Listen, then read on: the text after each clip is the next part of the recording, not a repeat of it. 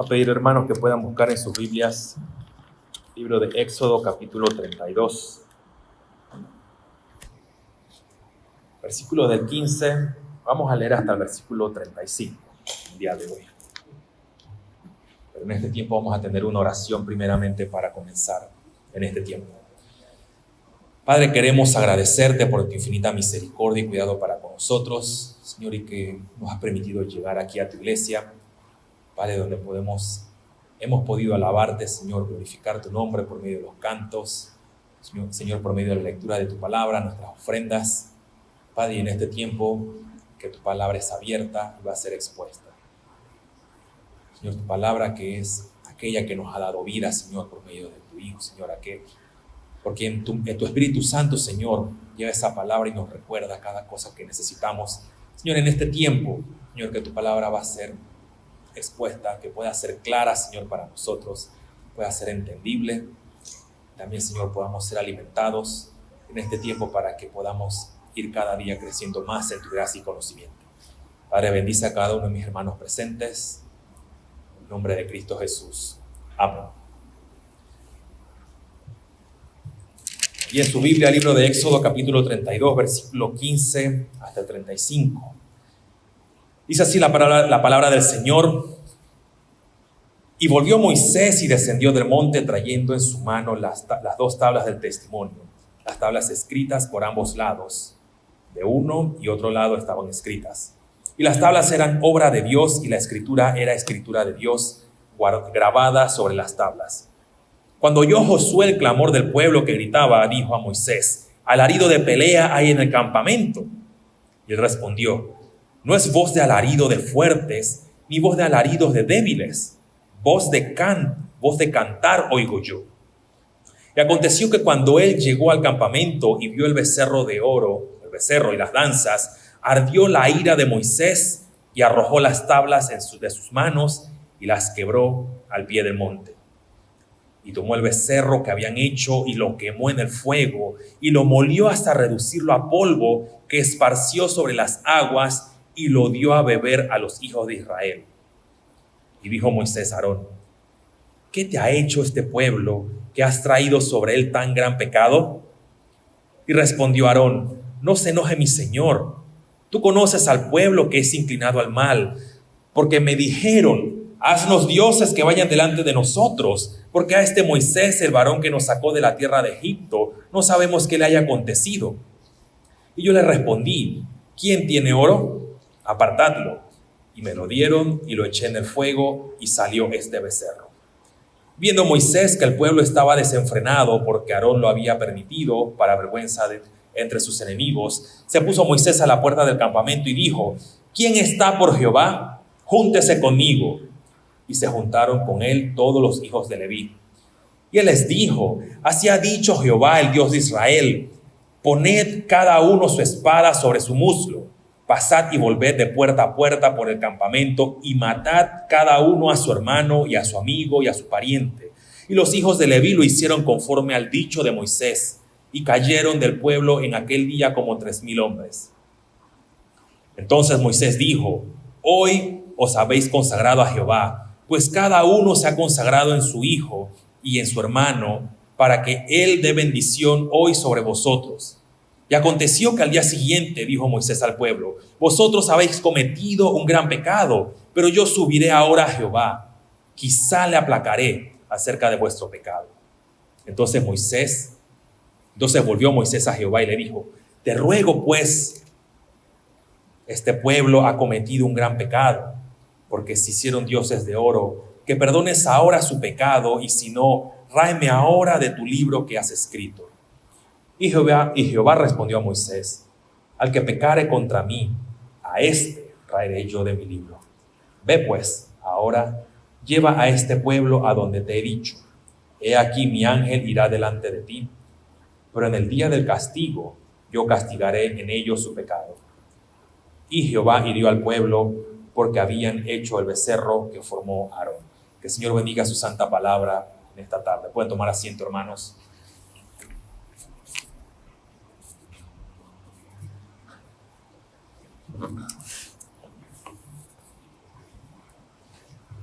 Hoy día nosotros estamos viviendo en una generación o en una época que es bastante relativista. Es decir, no ven nunca nada malo, no hay ningún absoluto. Llaman a lo bueno malo, a lo malo bueno. Y usted y yo somos testigos cómo los gobernantes en este mundo, de todas las naciones, han impulsado leyes o están impulsando las leyes que van en contra de lo que es natural.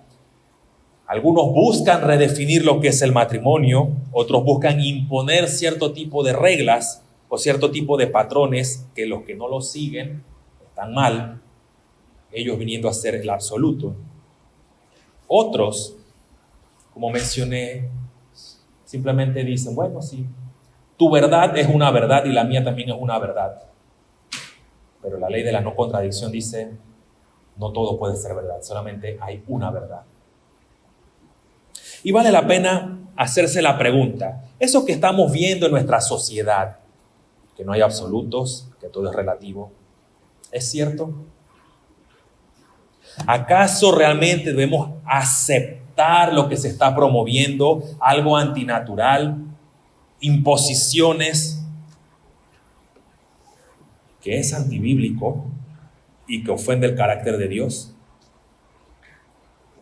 Para muchos en nuestra sociedad, las leyes son sugerencias. Usted lo puede ver a veces en el semáforo o como las muy conocidas cebras, que son para cruzar. Cuando alguien el auto debe detenerse, ¿qué es lo que hace la gente aquí? Acelera. Entonces siguen siendo, bueno, simplemente son unas sugerencias a seguir. Si quiero, paro; si no quiero, simplemente sigo. ¿Es eso aplicable a la Biblia? Y viendo lo que estamos viendo en el Antiguo Testamento, siempre surge la pregunta si es pertinente o si es importante tener todas estas leyes del Antiguo Testamento y si son relevantes para hoy día a cada uno de nosotros. Dentro de la iglesia, cuando usted abre los 10 mandamientos, dicen, ya no estamos bajo la ley, sino bajo la gracia. Y esa expresión, ¿qué es lo que hace? Desecha la ley moral de Dios. Pero si la Biblia es la palabra de Dios y toda la escritura es inspirada por Dios, esto aquí entonces nos incluye los mandatos del Señor. ¿Y por qué hago el énfasis en los mandamientos del Señor? Porque el juicio que ellos van a recibir es por una violación de dichos mandatos. Ellos no estaban viviendo, bueno, me parece, yo no lo veo tan malo, no tiene nada de malo si tenemos un becerrito de oro. Dios dio su absoluto. Y Él dijo, no te harás. Es por eso entonces que siempre debemos tener lectura de los mandamientos, estudiar lo que es el decálogo. Y cuando surge entonces este tipo de asuntos, pero es que se le dio a Moisés, él es un simple hombre. ¿Realmente es un simple hombre? Sí, es un simple hombre, pero vemos que estaba en comunión con el Señor. Esta ley entonces le fue dada a un hombre para ser transmitida al pueblo y por tanto nos llega a nosotros. Nosotros estuvimos viendo un poco acerca de cuál es el propósito de no tener otros dioses. Hay que reconocer que Él es el creador, pero también que Él es el redentor. Pero la ley tiene otro propósito, porque si no es observada, ¿qué entonces acusa al hombre de pecado? ¿Qué muestra la maldad del hombre? Es más, la ley realmente lo que muestra es nuestra debilidad, nuestro pecado y la condenación en la que usted y yo estábamos sin Cristo. Por eso entonces podemos ver que el pueblo de Israel se le dio esta ley y fácilmente la desecharon, fácilmente la dejaron a un lado. ¿Y en qué es lo que incurren ellos? En idolatría. Hoy vamos a ver un poquito, aunque el tema tiene que ver con idolatría en el pueblo, yo quiero enfocarme un poco ¿qué es esto de la ley de Dios? Porque si nosotros no entendemos la gravedad o la importancia de lo que es la ley y la gravedad del pecado del pueblo violando la ley de Dios, entonces no vamos a entender o comprender a profundidad por qué hay una sentencia cuando ellos violan el pacto. Algo breve, pero muy, muy breve, nos dice este mundo, la sociedad. Usted puede buscarlo en cualquier diccionario, puede buscar en internet qué es ley. Y una definición rápida dice, es una regla o norma establecida, pero dice, por una autoridad regular, o mejor dicho, para regular, de acuerdo con la justicia, algún aspecto de las relaciones sociales. Eso es lo que dice, para convivir dentro de patrones. Pero esa definición no puede ser aplicada a la Biblia, porque es mucho más que lo que aquí dice. Dice, por una autoridad para regular. Pero si un hombre se autonombra autoridad, ¿está él en el derecho de andar diciendo que debe ser? A esta definición le falta que es Dios quien establece eso. Es Dios quien dice y el que regula de acuerdo a su santa justicia. Por eso entonces, ¿cuál es la definición de la ley de Dios? ¿Qué es lo que Dios ha dicho? Y la Confesión de Fe de Westminster, mejor dicho, el Catecismo Mayor de Westminster, la pregunta 93, nos dice, ¿qué es la ley moral? ¿Qué es la ley de Dios? Y da una respuesta bastante precisa y dice, es la declaración de la voluntad de Dios, hecha a la humanidad, guiando y obligando a cada uno. ¿Quiénes son esos cada uno? A la humanidad, a conformarse a ella para obedecerla. Y es interesante porque dice de un modo personal, perfecto y perpetuo. Hasta allí esa definición, y nosotros somos incapaces de poder soportar lo que dice de una manera perpetua y perfecta. Es imposible para nosotros, pero esa es la santidad de Dios. Dice, en el conjunto y disposición de todo el hombre, alma y cuerpo. No es como algunos dicen, hoy acepto al Señor Jesucristo en mi corazón, pero mi vida todavía no le pertenece a Él. Eso es tan contradictorio. Alma y cuerpo, es decir, todo el hombre, y en el cumplimiento de todos aquellos deberes de santidad y justicia debidos a Dios. Y al hombre añade, porque usted recuerda, la ley de Dios dice los deberes con Dios y los deberes con los hombres. Dice, entonces, prometiendo la vida para su cumplimiento, ¿puede el hombre cumplir la ley de Dios perfectamente? No. Y dice entonces, amenazando con la muerte, el quebrantamiento de ella. Por eso la ley de Dios es perfecta. ¿Y sabe por qué es perfecta? Porque viene de un Dios perfecto, que demanda santidad. Y hay algunas cosas que nosotros debemos tomar en cuenta de una manera bastante práctica. Nosotros no somos Dios. Nosotros tampoco podemos llamarnos un Dios con minúscula, porque sería idolatría y crear otros dioses. Y eso es pertinente, porque a veces usamos la Biblia mal y nosotros queremos decir que algo es malo cuando la Biblia no lo dice. Así que lo que la Biblia declara que es malo, pero lo que la Biblia declara que es bueno, es bueno. Nada es pecaminoso si la Biblia no lo condena, y nada es obligatorio para la conciencia si no lo ordena. ¿Qué significa eso? Si la ley de Dios dice, debes hacer esto, hágalo libremente. No, pero es que el pastor me dijo que no puedo. ¿Qué dice la palabra de Dios? Pero si la Biblia dice, no lo hagas. No, pero es que escuché una prédica en YouTube que decía que, bueno, podía verlo de una manera más ambigua. ¿Cuál es el patrón? ¿La prédica en YouTube o la Biblia? La escritura es la regla completa del deber, no solo en el sentido de lo que mencionaba, sino que no hay nada más alto en un estándar moral que la ley de Dios. Por tanto, entonces, cubriendo todas estas cosas, la ley ha sido dada por Dios, que fue transmitida a Moisés y por tanto al pueblo, pero viene de Dios, es perfecta y por todo lo que abarca y cubre, se ve que es perfecta por todos lados. El único que puede dar una ley en mayúscula es Dios, de manera perfecta, porque Él es quien es el creador de todas las cosas. Él es quien dirige, gobierna y sustenta todas las cosas, y Él es quien regula su mundo. Él ha establecido y ha determinado todas las cosas. Él solamente puede decir lo que es bueno y malo. No depende de ningún hombre. Si usted ve el texto, cuando Dios le dice al pueblo, bueno, en Éxodo, no te harás imágenes, no tendrás otros dioses ajenos. ¿Acaso Dios les ha dicho, bueno, es posible que no tengas, pero si estás un poco desanimado, ten uno más chiquito, haz un becerro más pequeño?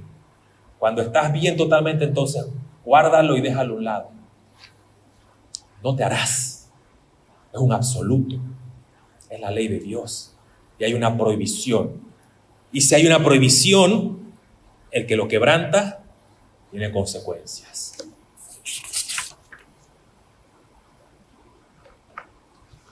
Moisés recibe la ley. La ley es escrita en piedras. Si usted puede ver versículo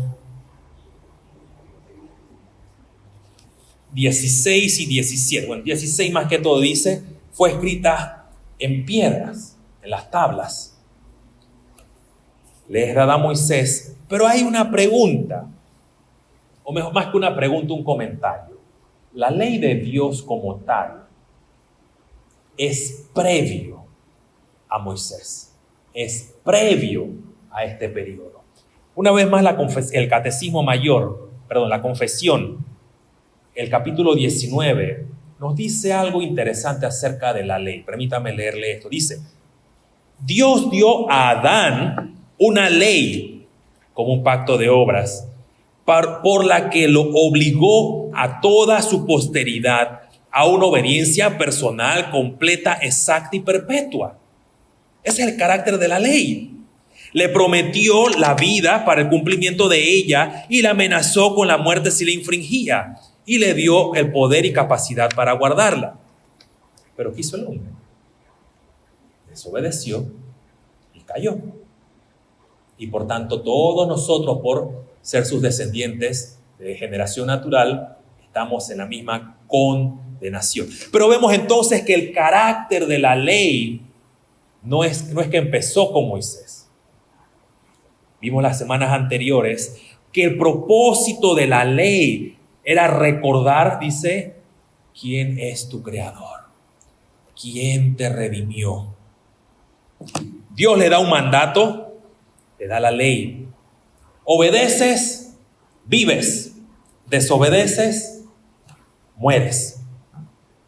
Pero el punto 2 de ese mismo capítulo en la confesión dice, esta ley después de la caída de Adán continuaba siendo una regla perfecta de rectitud. Es decir, que la ley no ha cambiado. Nosotros queremos cambiar la ley de Dios, pero la ley de Dios no ha cambiado. Y como tal fue dada por Dios en el monte Sinaí en 10 mandamientos y escrita en 2 tablas. Los 4 primeros con Dios y los otros 6 sus deberes con el hombre. Es por eso entonces lo que les decía, que la ley de Dios es premosaica, es decir, previo a Moisés. Pero es entonces en Moisés, y aquí vemos que dice que él bajó del monte con las piedras. Bueno, las quebró por obviamente la indignación de la idolatría del pueblo. No podemos pensar que antes de Moisés matar no era malo, porque bueno, como eso empezó en Éxodo, entonces matar después de Éxodo 20 en adelante matar es malo, pero antes de eso no lo era, porque si no, ¿qué pasó con Caín y Abel? Pablo dice que la obra de la ley está escrita en el corazón de los hombres, Romanos capítulo 2. Y por tal razón, mi querido hermano, el hecho de que ahora el pueblo de Israel tiene la ley de Dios, debían recordar y regresar a aquel punto que desde el principio Dios había dispuesto para el hombre y pudiera deleitarse plenamente en él. En palabras de Pablo, si usted recuerda eso, él dice, está Adán, creado perfecto, bueno, cae, pero todos mueren en Adán. Pero el segundo Adán, Cristo Jesús, todos tienen vida. Pero en ese intermedio que usted puede ver allí, si el hombre no tiene algo, no tiene una revelación de parte de Dios, él se olvida de su Creador y de su Redentor. Necesita que el Señor se le muestre. Por eso entonces vemos que la ley les ha sido dada para cuando el pueblo ha sido constituido como una nación santa. Los demás pueblos no pueden acceder al Creador si no es por medio de ¿qué? De que Él mismo sea quien se lo revele.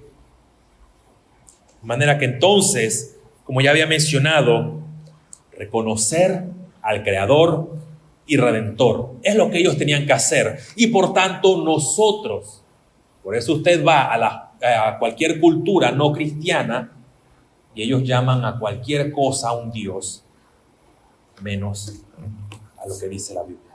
Necesitamos la revelación especial del Señor. La ley moral de Dios entonces ha sido dada en 2 tablas. Es el carácter moral de Dios en términos de Wayne Grudem. Pero sabe, hay algo importante respecto a los mandamientos para ir entendiendo esto un poco. Son una norma perfecta del deber y debe ser contestado de manera afirmativa. ¿Qué hizo el pueblo en Éxodo 19? Ellos aceptaron ser el pueblo de Dios. Ellos dijeron, sí, vamos a ser tu pueblo. Sí, vamos a hacer lo que tú dices. Porque ordena, la ley de Dios ordena amar a Dios y al hombre. Ellos dijeron sí. Tal y como se enseña, o como lo enseña nuestro Salvador. Le dice, amarás a tu prójimo como a ti mismo. Nuestro Señor Jesucristo presentó esto como lo más perfecto. Dice, esto es lo que debe hacer el hombre. Y se lo dijo al joven rico. Cuando estaba en los evangelios le dijo, haz esto y vivirás. Y cada mandamiento específico, vemos que está uno entrelazado con el otro. Por eso no hay punto aquí en el cual podamos decir solamente que el pueblo de Israel violó solamente un mandamiento, o el primer y segundo mandamiento, sino que quebrantaron la totalidad de la ley. Entonces la ley es perfecta, los 10 mandamientos son perfectos porque son dados de Dios. Hay un espíritu entonces que demanda una perfecta obediencia. El gran deber de cada hombre y cada mujer bajo el evangelio, en la fe en Cristo Jesús, es tener esto como el patrón de vida.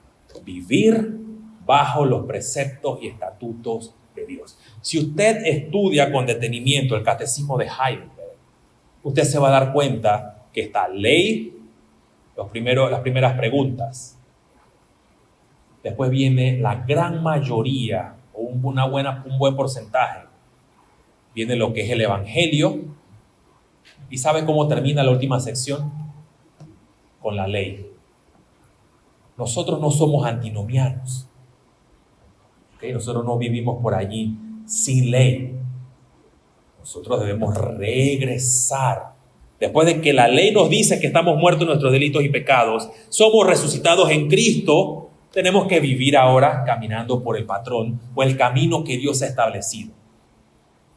La ley es perpetua.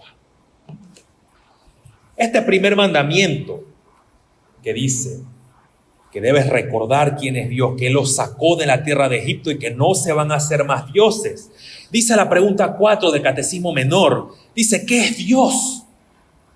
Dios es espíritu, es infinito, eterno e inmutable en su ser. Sabiduría, poder, santidad, bondad, justicia y verdad. Eso enmarca quién es nuestro Dios. Esto entonces implica que el hombre debe conocer sus atributos, su relación con el mundo, con el Creador.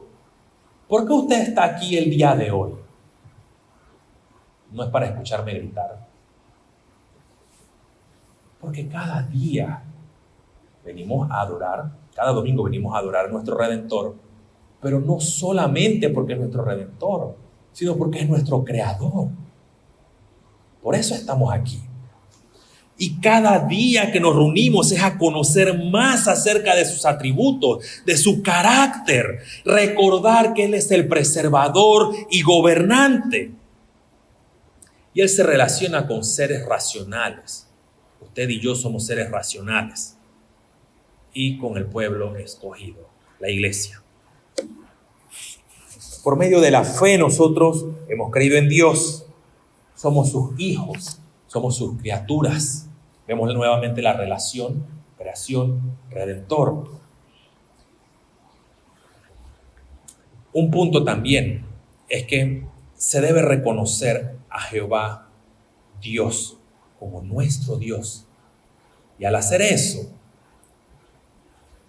nos ayuda a nosotros a que tengamos una vida correcta en lo que son las buenas obras. ¿Y qué son las buenas obras? Esa es la pregunta más difícil para responder. Las buenas obras son todas aquellas cosas que nosotros hacemos en fe y por medio de la fe en Cristo Jesús. Esas son las buenas obras de acuerdo a lo que define Heidelberg. Si es así, entonces, y teniendo un correcto entendimiento de lo que es la ley y conocer a Dios, una vida de buenas obras sería mostrar amor los unos a los otros, tener temor al Señor, reverencia, gratitud, sumisión y devoción. Eso debe ser característico de nuestras vidas. ¿Qué hizo el pueblo de Israel en este texto de Éxodo? Ellos estaban gozosos, ellos estaban con música, ellos estaban, dice en términos de Josué, las palabras de Josué, dice, escucho alarido de pelea. Era una fiesta. Todo lo contrario a lo que el Señor exigía. Un aspecto negativo en el mandato. Estas son las cosas positivas. Pero algo negativo en el mandamiento de no tendrás dioses ajenos. Al no reconocer a Dios como el único y Dios verdadero, rechazan su autoridad, su gobierno, que Él es el creador, que Él es el redentor. Así que, si no se reconoce quién es Dios, o si se olvida quién es Dios, hay una consecuencia: condenación. ¿Por qué? Porque hay irreverencia a Dios. No hay amor hacia Dios. No hay amor los unos con los otros. No hay amor hacia el prójimo. Otra cosa también, solamente para mencionar, con respecto al mandamiento 1. En el mandamiento 1, y esto es algo más práctico para nosotros, no es tanto de los mandamientos, sino quiero aplicar unas cosas acá. No es solamente el hecho de tener dioses ajenos, sino hay una prohibición al ateísmo. Realmente los ateos creen en Dios. Ellos para negar a Dios tienen que creer para negarlo. Dios, la ley de Dios prohíbe negarlo, es decir, prohíbe el ateísmo, prohíbe adorar otros dioses o atribuirle poderes especiales a cualquier otra cosa o cualquier estatua creada por el hombre. Una violación del mandato o negarlo, no darle la honra a Dios, tiene sus consecuencias. Es por eso que nosotros podemos tener una plena confianza en Él. Ahora déjeme hacerle una pregunta. ¿Qué hizo Israel en Éxodo 32? ¿Qué hicieron? Una fiesta y construyeron un becerro de oro. Hay algo interesante, porque cuando vemos esto, el pueblo rechaza a Dios realmente con esto. Suplanta a Dios por medio de algo creado. Acompáñenme brevemente a Romanos capítulo 3, versículo 20.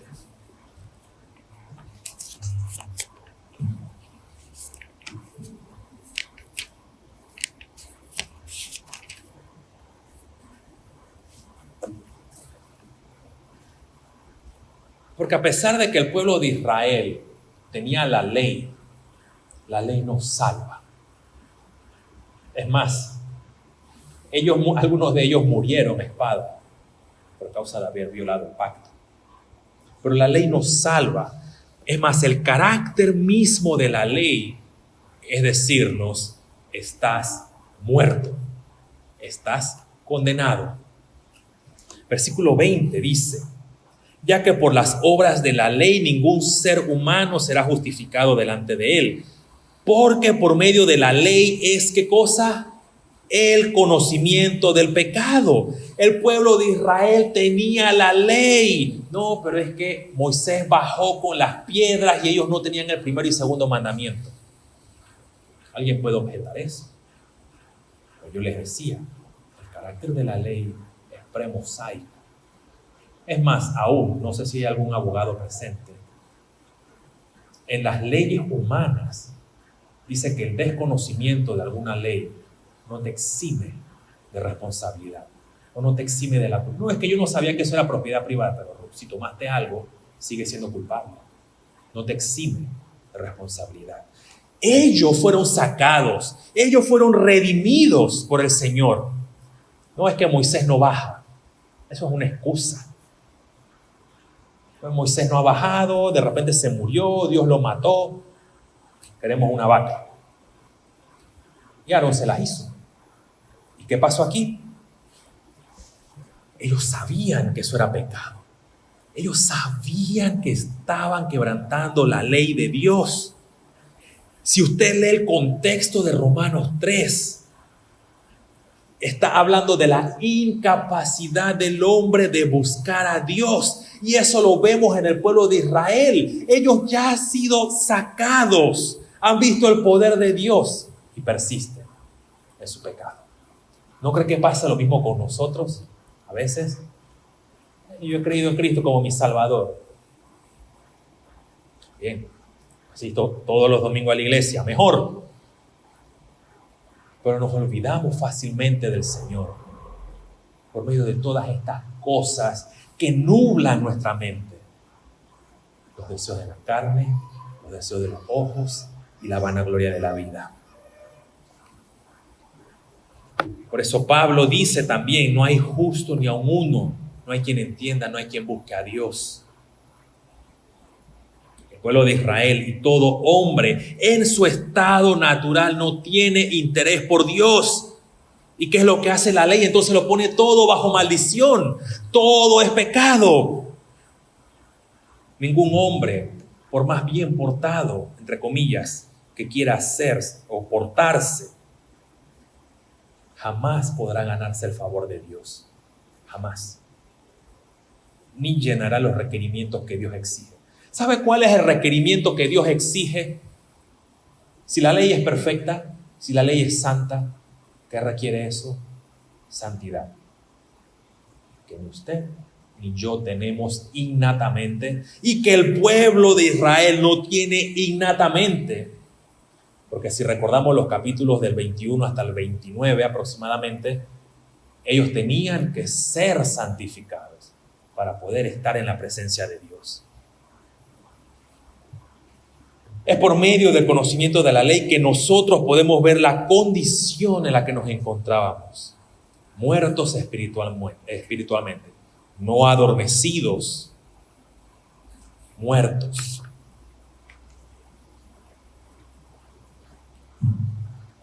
Cuando nosotros vemos la ley, deberíamos decir, como Isaías en capítulo 6, versículo 5, ¡ay de mí, que soy muerto! Porque siendo hombre de labios inmundos y habitando en medio del pueblo que tiene labios inmundos, han visto mis ojos al Rey, Jehová de los ejércitos. Cuando usted lee la ley de Dios, cuando usted lee específicamente los 10 mandamientos, esa debería ser nuestra actitud. Ay de mí. Ay de mí, que no me he comportado como debería ser. Conozco lo que Dios exige de mí y no lo estoy haciendo. Esta es la manera en que debemos sentirnos frente a la ley santa y perfecta del Señor. ¡Ay de mí! ¡Cuánto menosprecio e irreverencia tenemos hacia la ley de Dios hoy día! Porque pensamos que Dios es como un hombre, pero se nos olvida que Dios es santo. Cuando nosotros entendemos o entendamos realmente lo que es la santidad de Dios, ese ay va a ser más grande. Pero si el ay sigue, ay, pequeñito, es porque no hemos comprendido la inmensidad de nuestro Dios, que Él no permite que cualquier persona que viole su ley siga viviendo.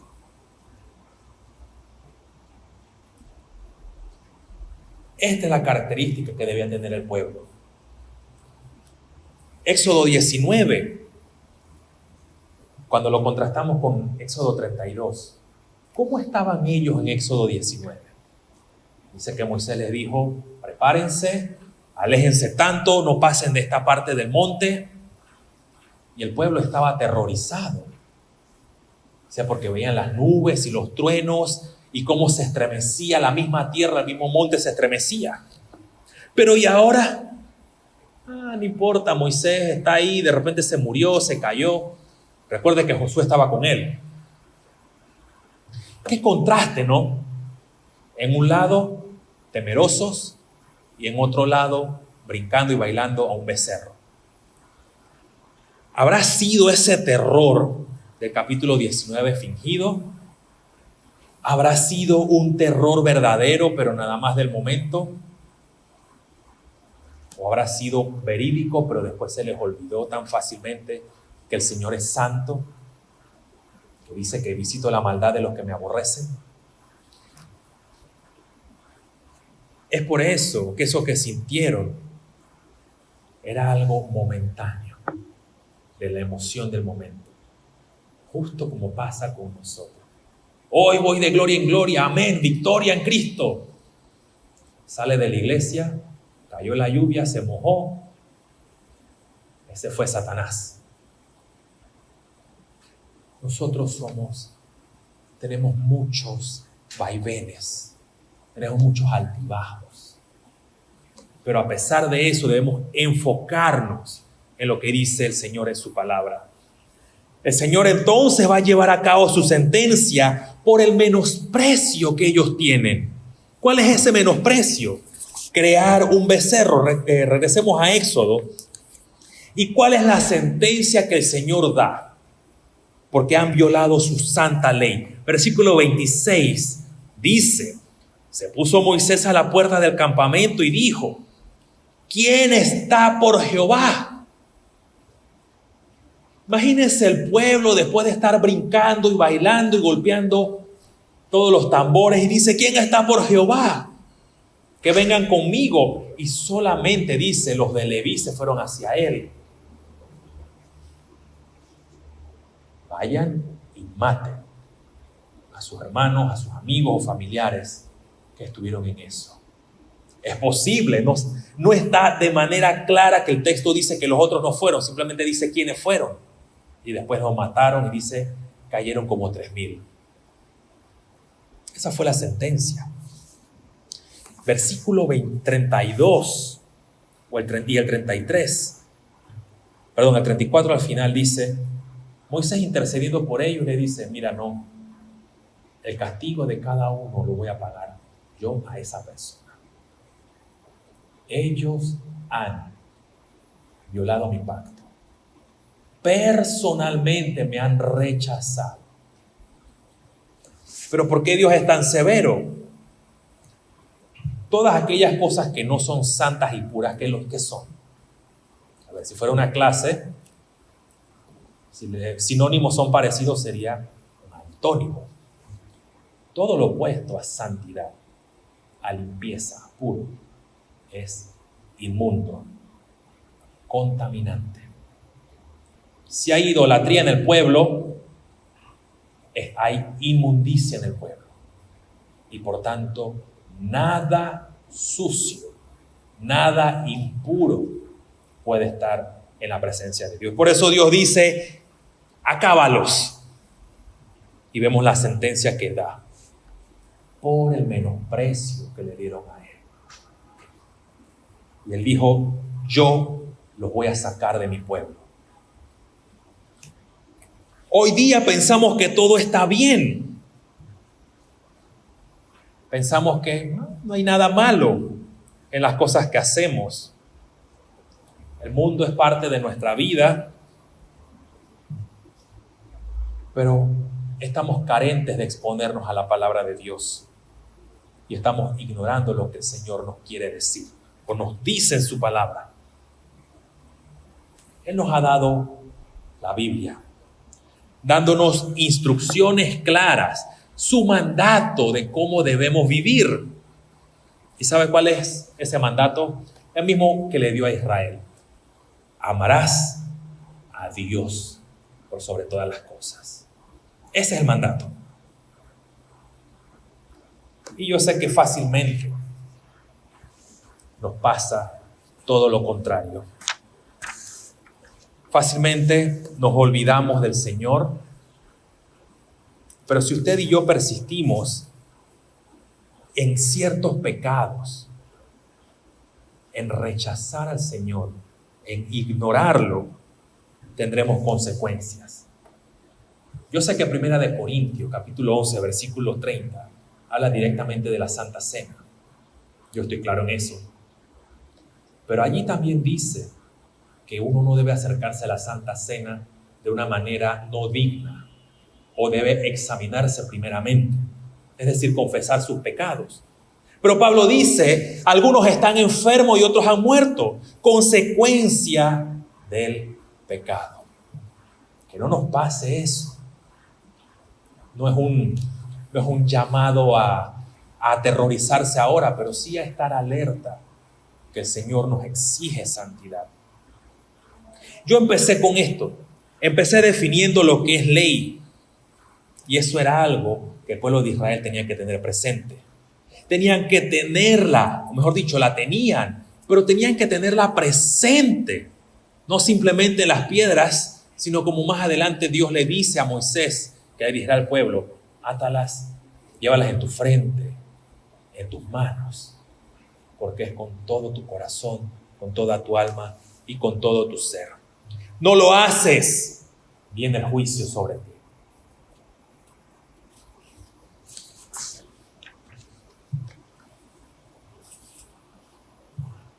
La semana pasada yo mencioné algo breve y era acerca de nuestra vida cristiana. ¿Cómo está siendo nuestra vida cristiana? Cada uno de nosotros conoce aquellas cosas que desvían nuestra mirada del Señor. Y una vez más menciono a lo que mencionaba Juan Calvino, que dice que nosotros somos una fábrica de ídolos. Debemos tener cuidado con todas aquellas cosas que están desviando nuestra mirada del Señor. No solamente criticamos a los católicos romanos por todas las estatuas, es cierto. Esos son dioses visibles. Pero sus dioses y mis dioses están acá adentro. Y Pablo dice, dejad también estas cosas, huid de estas cosas que son idolatría. Velemos pues en nuestras vidas cristianas, examinando todo. Dice la Biblia que al cristiano el pecado no lo domina. El cristiano lucha contra el pecado. Y si usted está luchando, ese es el buen camino. Siga luchando. Porque falta la glorificación. Pero si usted no está luchando, hágase la pregunta y evalúe su propia vida a la luz de las Escrituras si realmente ya le ha amanecido. Es decir, si ha visto la luz de la salvación en Cristo Jesús. Vamos a orar. Padre, te agradecemos una vez más por tu misericordia y tu cuidado para con nosotros, Señor, en este tiempo que hemos podido meditar un poco acerca de tu santa ley. Señor, viendo que el pueblo de Israel pecó contra ti, Señor, y es algo a lo cual nosotros también estamos expuestos a pecar cada día, Señor, olvidarnos de que tú eres nuestro Creador y Redentor, Señor, nuestro Salvador. Padre, ayúdanos a vivir vidas que te agraden a ti, Señor, por medio de tu Espíritu Santo, Señor, que traiga toda tu palabra a nuestras mentes, Señor, y en esos momentos que somos tentados o estamos flaqueando en nuestra vida, Señor, podamos ser fortalecidos por medio de tu palabra. Padre, ayúdanos también a todos nosotros a poder ser más constantes en la lectura y en la oración, Señor, porque eso es lo que tú requieres y exiges en nuestras vidas. Padre, bendice a cada uno de mis hermanos presentes, en nombre de Cristo Jesús. Amén.